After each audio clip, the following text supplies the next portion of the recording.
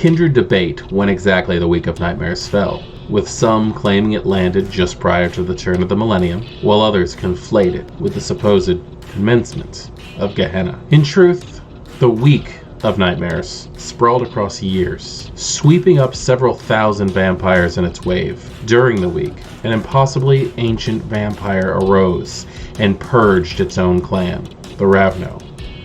The thin blood vampires emerged with omens and portents as a red star and Thelios blazed in the night sky.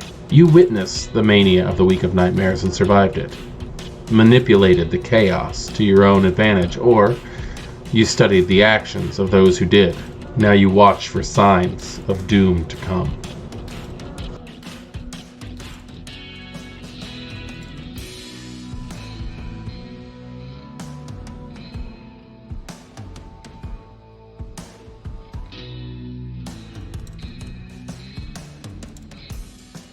Greetings, Kindred. I am Voivode Maquette, and this is our World of Darkness. And welcome back on this very special Metaplot Monday, where we are going to be discussing the Week of Nightmares lore sheet.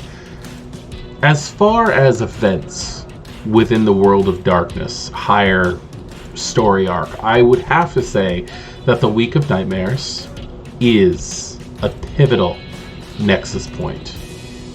So many things happened. A sweeping purge of Clan Ravnos, madness throughout the Kindred population in general, nightmares, the new wave of Duskborn coming out with prophecies and signs of the end times. Those who did not believe in the concept of Gehenna started.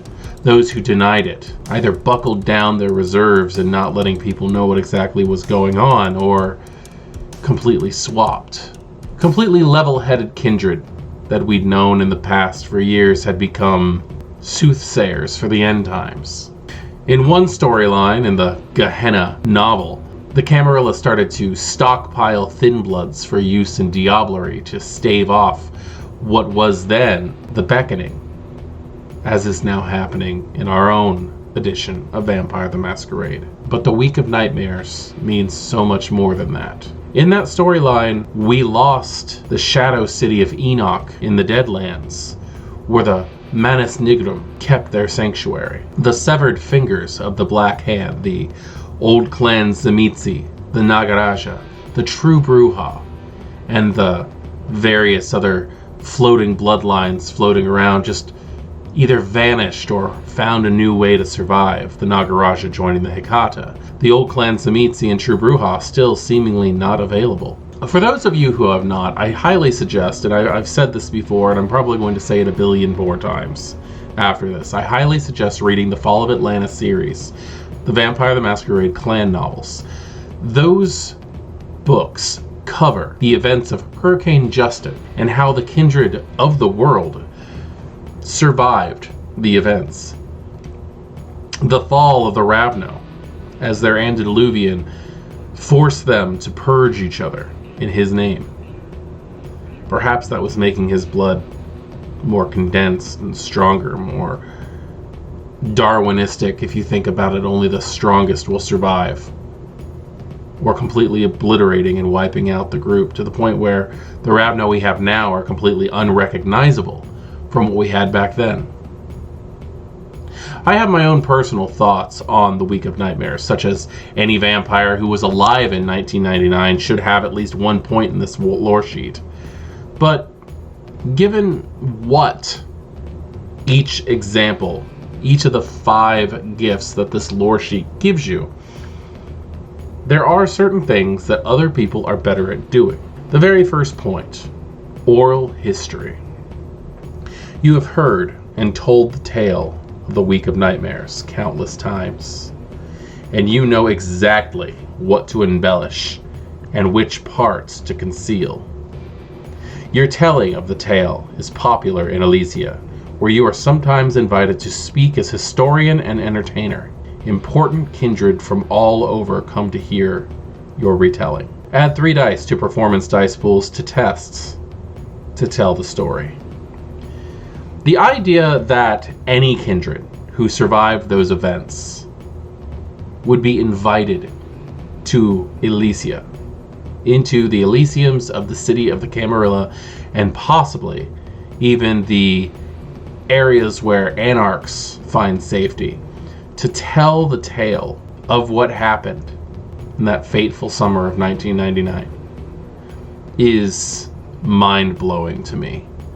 Because so many things happened. And there are so many things that the Camarilla would just deny happened. But it's really getting difficult to do that.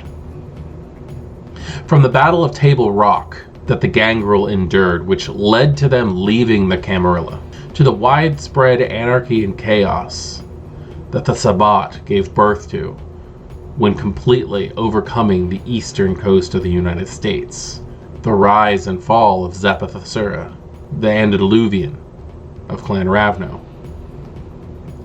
There are many stories to tell when it comes to this.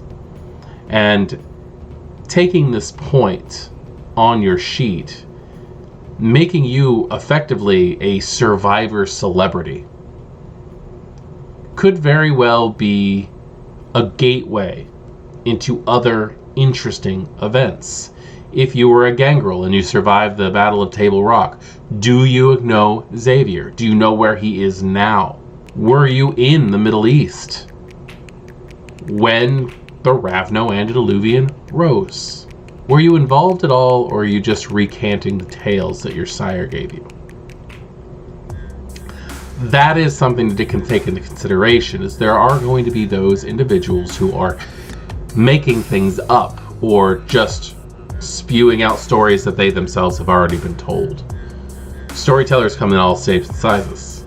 Investing 2 points gets you Ravnos Remains. Prior to the Week of Nightmares, the Ravno were a clan.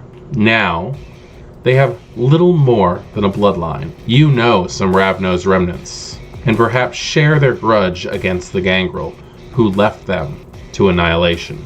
You have 3 dots of Mala representing this group of contacts. They carry news and warnings to you, and can perhaps be convinced to cast mighty illusions once per chronicle, but association with them is frowned upon if discovered. I believe that the Ravnos Remains portion of this lore sheet was created before the concept of we're going to bring Ravno in as player characters.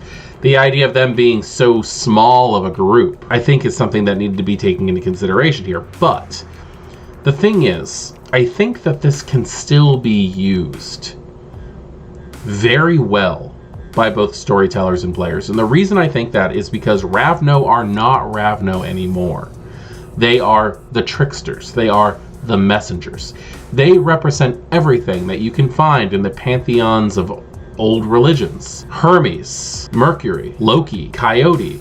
They're all amazing storylines and archetypes to take into consideration when dealing with the Ravno nowadays. But when I see Ravnos Remains, what I take out of this when I read this is you know survivors pre-Week of Nightmares. You know the Ravno from the older editions that are trying to be removed from the storyline.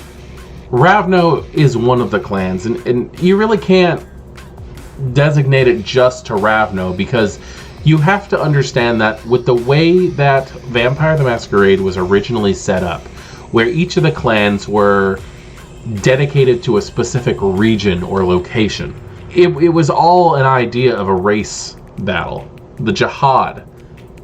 Because when you think about it, you've got the Austrian-German Ventru, you've got the Parisian Toreador, you've got the Greek Bruja, you got the Eastern European Zamitzi, you had the Indian Gypsy Ravno. Over time, it became less acceptable to recognize a clan specifically on where they're from. And what has happened to the Ravno nowadays is that they're just a mix. They're a melting pot of potential, of anything that you could possibly think of. Now, the idea that the blood has spilt over into other areas, other regions. They're taking in more. The old Ravno ideals, they no longer mean anything in a greater view. The idea of we don't embrace women because they have too much of an important role to play alive was very strict on the Ravno. It was very strict to play on the Giovanni also in their time. The idea that when you are able to trick a vampire into death, that their soul returns to the wheel of creation and they are reincarnated to continue out their existence the proper way. They've taken out the limiting religious and societal views of Clan Ravno. And I think that might be a very good thing. But with the idea of Ravnos Remains, you get that original outlook back for your contacts. And the idea that they still hate the gangrel. But they're tying that into allowing them to be annihilated. That makes them sound like the gangrel were supposed to help them with the raising of their antediluvian, and it just didn't happen. Investing 3 points gets you, I was there. You didn't just hear about it. You were on the front line. Your reputation as a survivor, an on-the-spot veteran of the Week of Nightmares, grants you status among Kindred historians, occultists, Ravno, and Gehenna cultists alike. Once per story, you can use this status to earn a minor boon from one of those groups, or from a prominent courtier in the domain with sudden interest. The idea that you can use the fact that you survived a terrible event as a way of making yourself popular to get people to do you favors is something that I've seen humans do. I don't really see the idea of Kindred doing it that much differently. If anything, they take more advantage of it. I can see this because during the Week of Nightmares, there were various conflicts, not just the Ravno Antediluvian Rising, but also there was the fight for Baltimore, where the Anarchs and the Camarilla came together working side by side to help keep the Sabbat out. There was the fall of multiple prominent Camarilla cities to the Sabbat, such as Washington, D.C., where they found out that the prince who had been there for as long as anybody could remember was in fact a La Sombra. The idea of Marcus Vitel coming out as a La Sombra completely destroyed so many concepts. How the hell do you pretend to be a Ventru? Everybody knows that the Ventru know every Ventru. The Ventru can recount their lineage all the way back to their founder. How do you do that? The battle for New York, where the Sabbat were finally pushed out. The rejection of being Prince of New York from Victoria Ash, and the appointment of Celebros, or Calibros. I never really understood how to pronounce that, but the appointment of Celebros the Nosferatu as Prince of New York, as short-lived as that was, it happened. And someone was there for that fight. The fight in Table Rock, again, something I bring up because it was directly tied to the events of the Week of Nightmares. Did you, as a gangrel, did your claws scrape across the flesh of Leopold the Toreador, who is completely possessed by that grotesque and alien eye that had gotten a hold of him? Were you victimized by one of the many roving packs and headhunters during the Sabbat purge of the East Coast? Were you kidnapped by Tzimisce and held in a train car like Victoria Ash and tortured until you were able to be saved? There are so many different ideas of why people might want to talk to you for this thing. Being noted as a survivor ends a personal life, that is for sure, because you are now a celebrity. Investing 4 points gets you the Red Star. Anthelios, called Wormwood, harbinger of Gehenna, still glows in the sky, to your eyes at least. You believe it looks back at you, changing you somehow. Once per story, you can either reduce your hunger to a rating of 2 or gain a die in the pools of 1 discipline for a night by staring at the star for 10 minutes. The idea that you have become shell-shocked by this, being able to use this in your advantage, you feel empowered by the idea of the red star, of the Gehenna star. This is a very interesting one because effectively meditating on the existence of this portent of the end of times spurs you on to be better than you're truly capable of.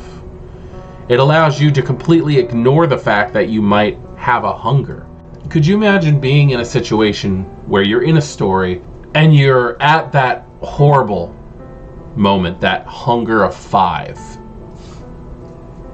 and then you're able to just stare at the star for a few minutes and then realize that there's more important things happening than your own hunger? That should not be possible. But with the existence of the red star, or at least your perceived existence of the red star, because it does not say whether or not it's still there. It says that it's still there to you, at least. That's up to the storyteller and whether or not others can still see it. Or maybe you just have this shell shock memory, this kindred PTSD from what the appearance of that star in the sky actually meant to you, that you were able to push yourself beyond typical kindred boundaries. Investing 5 traits into this lore sheet gets you the blood of Zapatha Sura. The Ravno Antediluvian met final death in July of 1999 at the hands of parties unknown. Armed with advanced weaponry and the power of the sun, before he died, he drained the Vitae from all his clan, driving them to frenzy and cannibalism in his death throes. Thick, sentient ropes of his Vitae stained the ground in Bangladesh where he fell. The noonday sun did not destroy it all. You own a small vial containing the blood of the Ravno Antediluvian.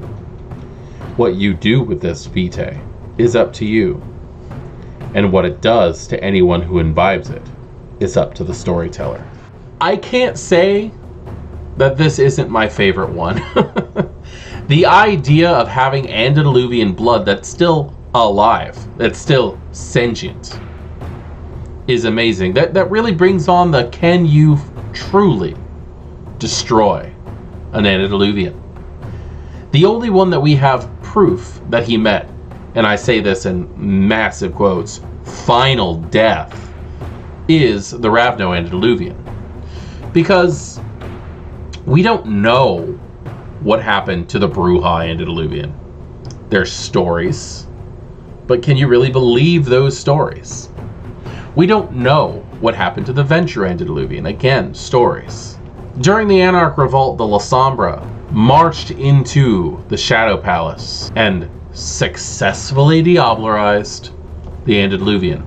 But how can you truly trust the diablerie of someone who's the master of dominate, who could wipe the memories and change everything? And it's funny enough that no one truly remembers what happened that night. The Tzimisce Antediluvian has been destroyed multiple times, but here's the thing, that one has the ability to be reborn. Whether it's in one of the bodies of its own children, or reformed as a seed deep within the earth, being corrupted by Cupola, or taken to the New World and buried underground by the Obertus family.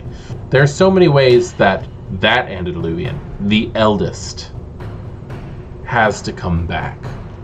The antediluvian for Clan Malkavian is within the minds and souls of all of its children. The idea of having some of the Vitae, though, of an antediluvian, what would you do with it? I know what I'd do with it. I know what I would do with it in a story setting. Don't really want to share that just in case it ever comes up. But I can tell you that it just giving someone a benefit for drinking it is not something that I would have in mind. Things would change on a completely unprecedented level. And it would all have to do with a player coming up to me saying they have it, and whether or not they and I can come together and agree on something. The Week of Nightmares was an event that is still manipulating the world of darkness, and I wonder, what exactly are you doing with it? Is this an event that is swept under the rug for you until somebody comes up to you with a character sheet with one of these lore sheet points on it? Or is this something you may be wrapping your entire plot line around? Because you very well could. Considering everything that happened due to the Week of Nightmares, that could very well be the starting of an entire chronicle. I am Voivode Maquette. This is Our World of Darkness. And this has been a reading of the Week of Nightmares lore sheet found in the Vampire the Masquerade 5th edition core book. Thank you. Good evening.